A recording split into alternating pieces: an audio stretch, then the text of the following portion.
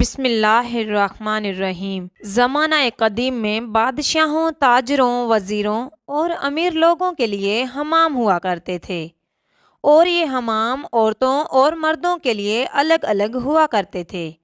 جیسا کہ دور حاضر میں مساج سینٹر ہیں، اس دور میں حمام ہوا کرتے تھے۔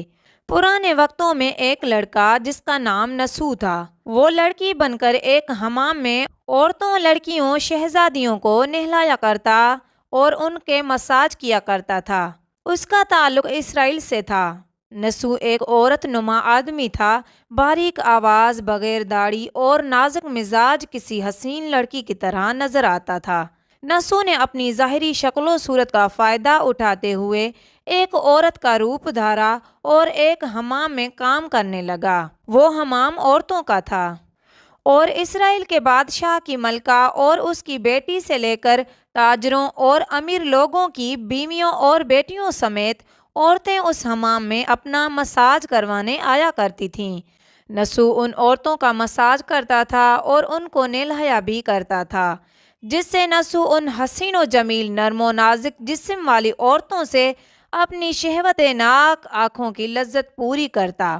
اور نسو یہ کام اتنی مہارت سے کرتا تھا کہ جو عورت ایک مرتبہ نسو سے مساج کروا لیتی، وہ اس کی گرویدہ ہو جاتی اور پھر ہر مرتبہ اس سے ہی مساج کرواتی تھی۔ ان عورتوں میں ملکہ، شہزادی اور دیگر امیر لوگوں کی عورتیں بھی شامل تھیں۔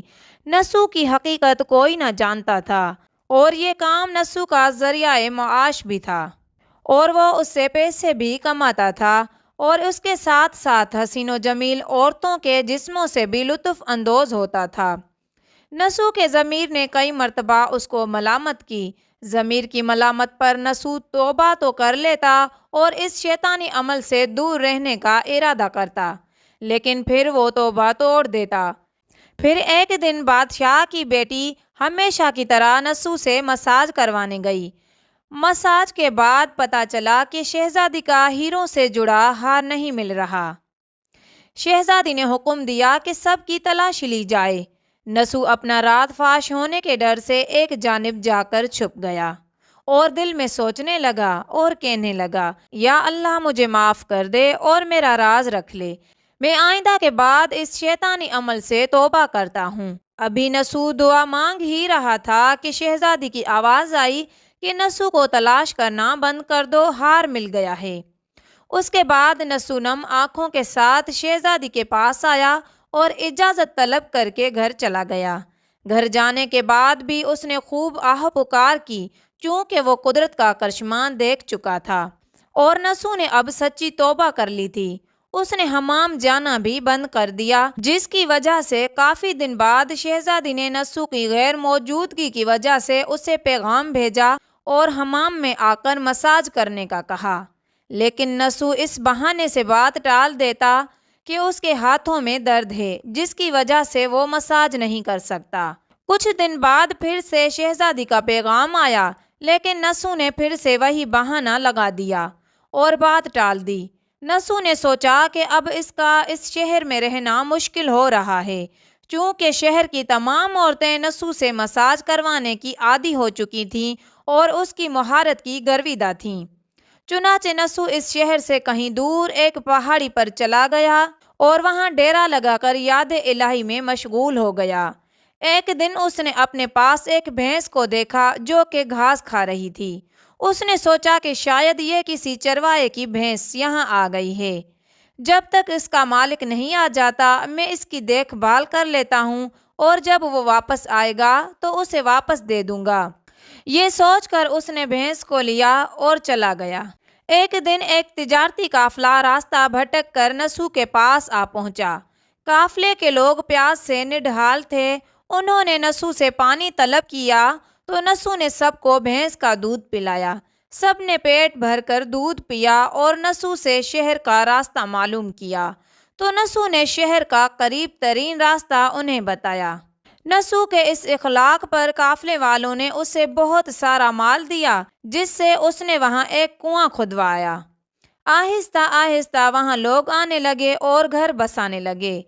وہاں کے لوگوں کے دلوں میں نسو کا ایک بڑا مقام بن گیا اور نسو کی نیک نامی کے چرچے ہونے لگے، اور یہ چرچے بادشاہ تک بھی پہنچے۔ تو بادشاہ کے دل میں نسو سے ملنے کا اشتیاق پیدا ہوا۔ اس نے نسو کو پیغام بھیجا کہ بادشاہ سلامت تم سے ملنا چاہتے ہیں، لیکن نسو نے یہ کہہ کر انکار کر دیا کہ مجھے بہت سے کام ہوتے ہیں، میں بادشاہ سے نہیں مل سکتا۔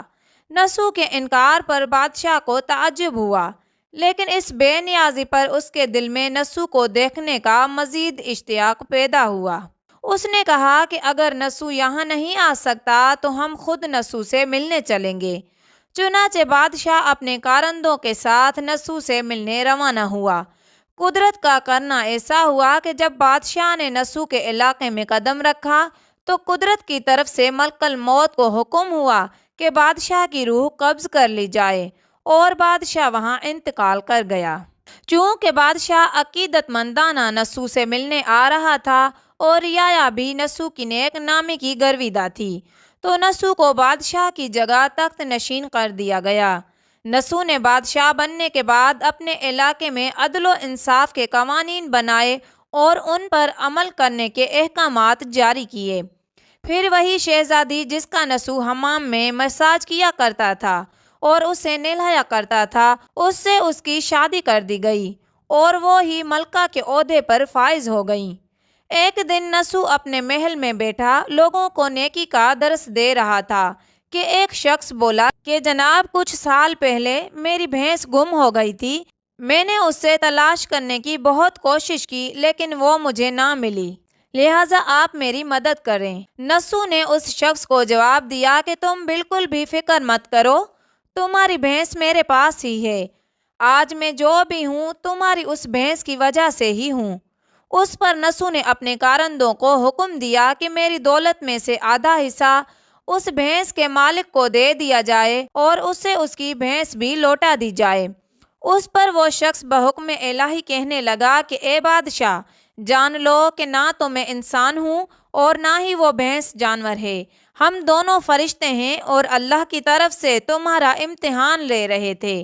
یہ سارا مال تمہیں مبارک ہو، یہ سب سچی توبہ کرنے پر تمہارے انعام کے طور پر تمہیں عطا کیا گیا ہے۔ اس کے بعد وہ دونوں فرشتے غائب ہو گئے۔ نسو نے مال کمانے کے لیے اللہ کا ناپسندیدہ کام منتخب کیا تھا، لیکن جب وہ کام اللہ کے خوف کی وجہ سے چھوڑا تو اللہ نے اسے بادشاہت عطا کر دی۔ حرام طریقے سے لذت لینا چھوڑی تو اللہ نے اس کے نکاح میں شہزادی دے دی۔ اللہ پاک ہمیں سچی دل سے توبہ کرنے کی توفیق عطا فرمائے اور مرتے دم تک اس توبہ پر قائم رہنے کی توفیق عطا فرمائے۔ ناظرین، یہ تھی ہماری آج کی ویڈیو، امید کرتی ہوں پسند آئے گی۔ جزاک اللہ۔